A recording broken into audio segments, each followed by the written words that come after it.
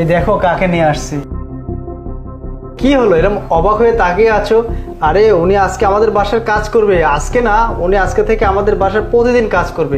কাজের মেয়ে। কাজ করবে আমাদের বাসায়? আচ্ছা ঠিক আছে, নিয়ে এসো। ঠিক আছে, ভেতরে চলুন।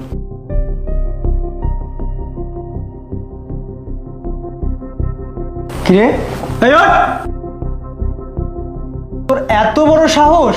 ছোট লোকের বাচ্চা, সবে মাত্র আমার বাড়িতে আসলি, এসেই ছুপায় বসতে শুরু করে দিছিস। শোন, কাজের মেয়ে কাজের মেয়ের জায়গায় থাকবি। আমার বাসায় আসছিস, মাটিতে বসবি। আরে তুমি ওনাকে এভাবে কেন বলছো?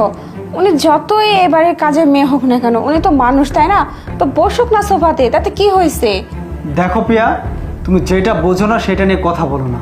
এই ছোট লোকদেরকে যদি তুমি মাথায় তুলো না, তাহলে নাবাতে পারবে না। এরা পায়ের মানুষ, পায়ের তলাতেই না এদেরকে মানায়। তাই এদেরকে নিচে বসতে দেওয়াটাই না বেটার হবে। শোন, তুই আমার বাসায় আসছিস, আমি যা বলবো তাই করবি। আমার বাসায় যত কাপড় চোপড় আছে সবগুলো কেচে দিবি প্রতিদিন, আর রান্না বান্না ঠিক মতো করবি। আর ঝাড়ু টাড়ু না, রুম পরিষ্কার করা, এগুলো যেন আমাকে বারবার বলতে না হয়। আমি তোকে টাকা দিয়ে এনেছি, আমি মাংনা তোকে খাটাচ্ছি না, বুঝতে পেরেছিস?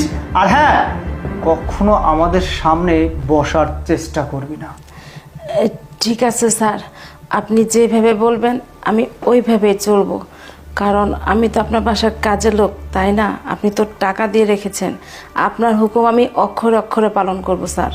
আচ্ছা আরিফ, তুমি ওনাকে কোথায় পেয়েছো?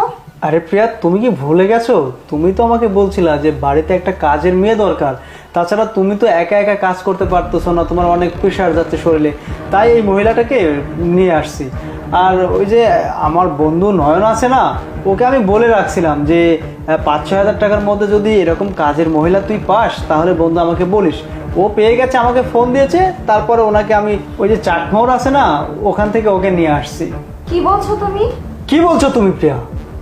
আমি এতক্ষণ যা বলেছি তুমি শোনোনি? বুঝলাম না তোমার খেয়ালটা কোন দিকে আছে। হ্যাঁ, আজব তো। তোমাকে আমি বলেছি যে আমাদের বন্ধু নয়ন আছে না, ওকে আমি বলে রেখেছিলাম যে আমার বাসায় একটা কাজের মেয়ে দরকার। একটা মেয়ে দেখিস 5-6 হাজার টাকার মধ্যে।